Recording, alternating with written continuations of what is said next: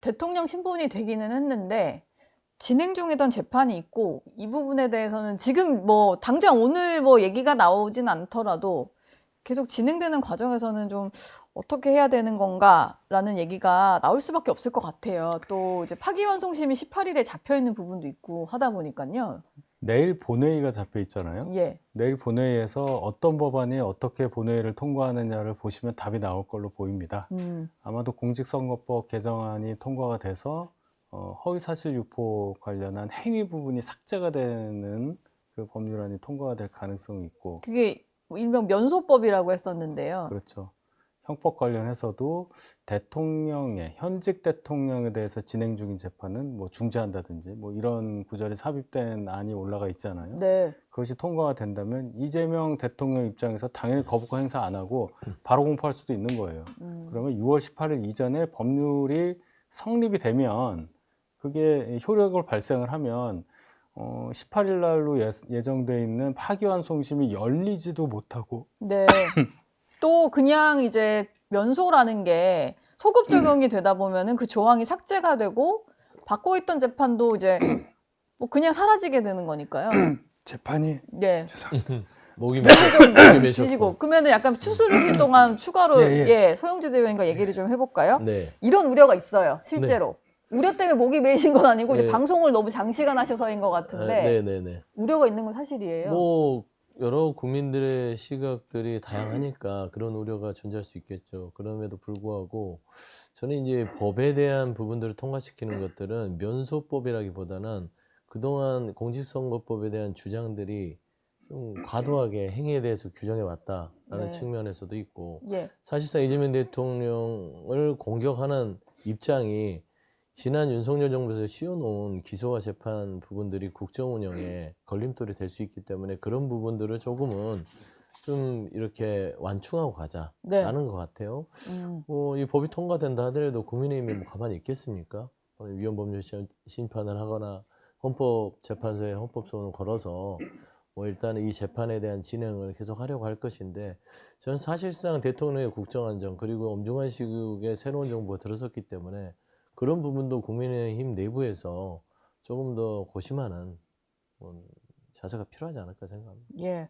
오늘 보니까 국회에서 취임식, 근데 그 공지를 해준 걸 보니까 정말 약식으로 하다 보니까 취임 선서 정도로 해달라라고 하고 그거 끝나고 나서 여야 대표랑 환담을 좀 가진다고 해요. 네. 여기서 뭐 어느 정도 논의가 있을지 모르겠습니다만 이제 협치의 어떤 물꼬가 오늘 바로 터질 수 있을지 이건 좀 봐야 될 것 같고요. 인선 얘기로 좀 넘어가 보겠습니다. 지금 이미 보도로 나오고 있는 게 김민석 국무총리 또 강훈식 비서실장 정도가 내정됐다라는 보도가 나오고 있는데 사실 이 두 직책이 임명이 돼야 그 이후에 인선을 할 수가 있는 거잖아요. 그래서 그렇죠. 좀 빠르게 예. 하는 거죠. 예, 총리가 이제 장관을 제청을 해야 하는 거고 국무위원을. 네. 그다음에 비서실장은 이제 대통령실의 모든 인사를 주도적으로 할 수 있고. 행정관들 당장 이제 임명하려고 그렇죠. 해도 비서관, 수석비서관 네. 대통령과 협의해서 뭐 하지 않겠습니까? 예. 그런 차원에서 보면 이제 가장 중요한 두 분에 대해서 이제 하마평이 나오는 건데, 제가 아까 김민석 의원의 그 총리 기용에 대해서 말씀을 드린 게, 물론 뭐 의원 중에 당연히 할 수 있는 건데, 김민석 의원의 그동안에 이제 정치 활동 같은 것을 보면 굉장히 강성이잖아요. 특히나, 네.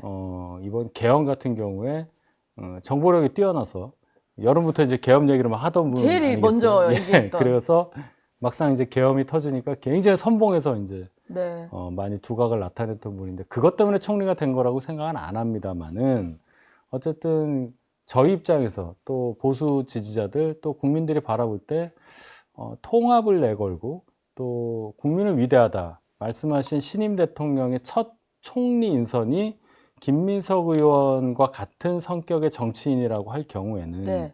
통합이라는 단어와 그렇게 어울리지 않는다고 생각할 겁니다.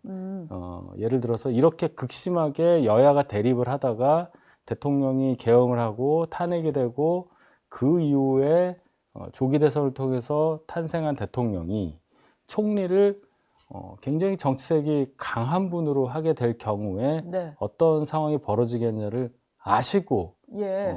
하셨을 거 아니겠어요? 네. 대부분 이런 경우에는 좀 통합형 인사라고 해서 뭔가 좀 상대방 진영과도 소통할 수 있고 상대방에서도 좀 받아들일 수 있는 인사를 총리라는 그런 상징적인 자리에 지명하는 것이 상례라고 볼 때 네. 굉장히 파격적인 행보를 보이고 계신다. 아직 지명은 안 했지만 예. 예, 그렇게 봅니다. 근데 뭐 박선원 의원 SNS에까지 대놓고 올릴 정도면 그냥 뭐 맞는 것 같다는 생각이 좀 들고. 맞는 거는 같아요. 예. 근데 그 정말로 이제 이재명 대통령을 찍지 않은 일반 국민들이 봤을 때는 네. 저거는 별로 협치를 위한 총리 인선은 아니라는 생각은 좀 들거든요. 그러니까 지금 제가 앞서도 얘기했지만 협치 시간은 조금은 뒤에 있을 가능성이 있다. 예.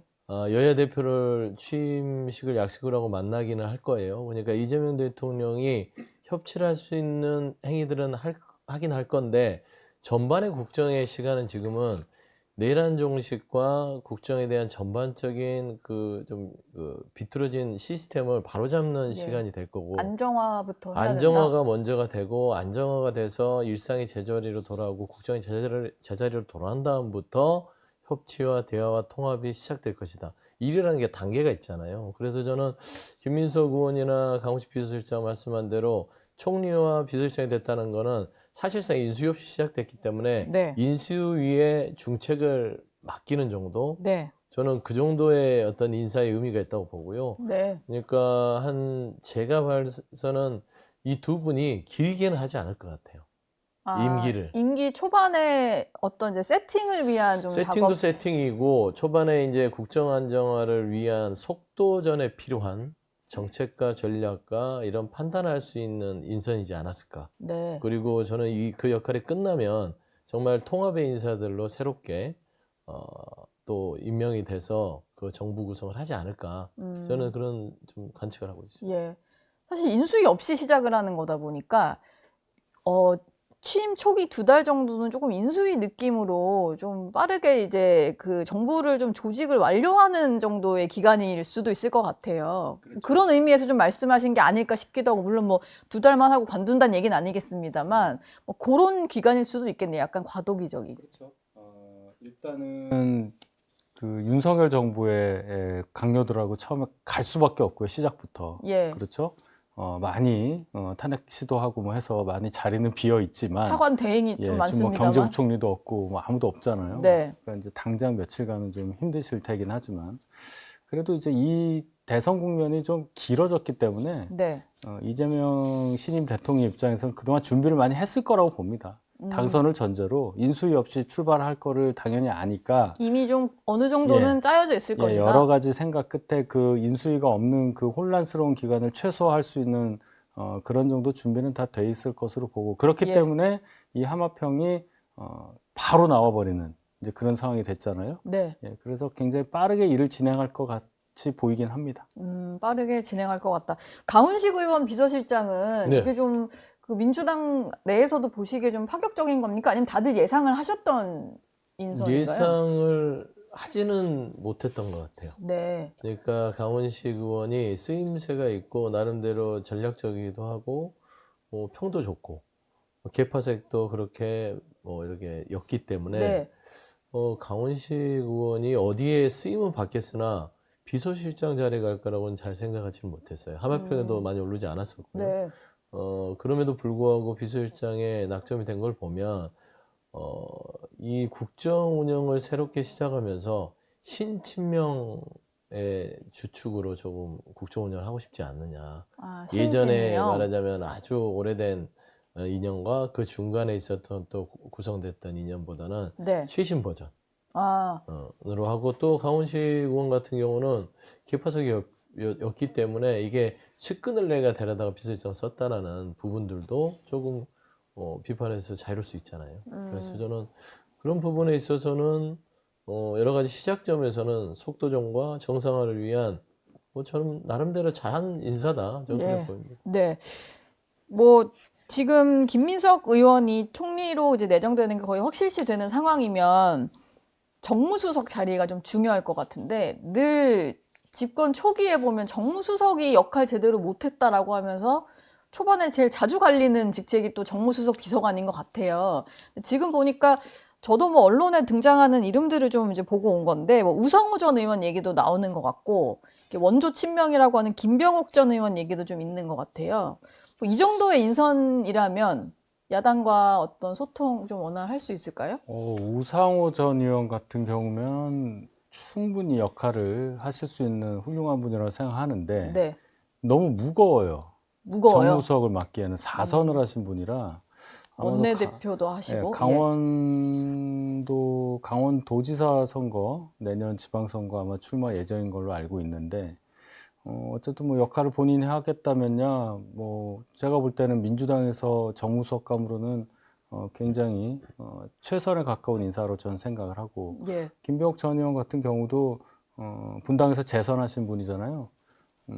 뭐 어느 정도 충분히 역할을 하실 수 있다고 보는데 이제 네. 중요한 거는 지금 정치 상황이 정무수석이 뭔가 야당과의 관계를 잘 조율해서 뭔가를 풀어갈 수 있는 상황인 거냐. 과연 민주당에서 야당이 된 국민의힘 107석 갖고 있는 이 당에 대해서 정말로 뭔가 정무수석을 통해서 뭔가를 조율을 하고자 하고 그 정도로 생각을 하느냐. 하고 있느냐. 네, 그게 이제 파트너로. 중요합니다. 정무수석 네. 자리가 있기는 있을지 모르겠어요. 예, 있긴 있겠죠. 있긴 있겠죠. 근데 말씀한 대로 우상호 전 의원 정도 되면 그 체급이 정무수석 하기에는 무겁죠. 너무 그러니까 뭐 비서실장 정도를 가도 뭐 조금 손색이 없는 그런 위치에 있는 분이고 지금 현재 이제 이번에 선거에서도 강원도에 열심히 뛰신 거 보면 지방선거 준비하고 있지 않냐라는 네. 강원도 것을 밖으로 잘 안 나오시더라고요. 그러니까요. 네. 그래서 저는 아마 이번 인선에서는 본인 스스로도 강원도에 그 올인할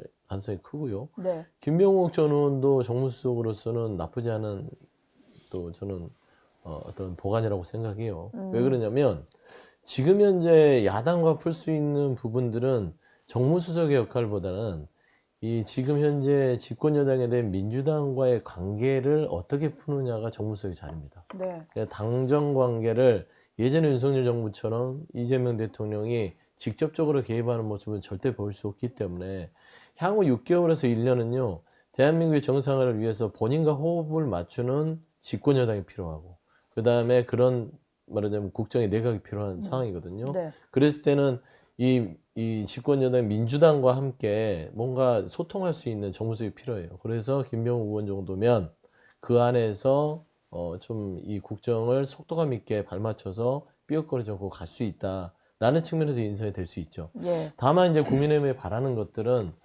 야당이 이제 협치 대상이 될 수 있는 저는 요건을 갖추는 것들은 국민의힘 내부의 일인 것 같아요. 그러니까 이번 선거 이후에 국민의힘이 어떤 모습으로 탈바꿈하느냐 그게 국정의 파트너로서의 어떤 그 가늠자가 되지 않을까. 예. 그건 이제 국민의힘의 숙제이기 때문에 네. 거기에 대해서는 이제 여기까지만 말씀드리겠습니다.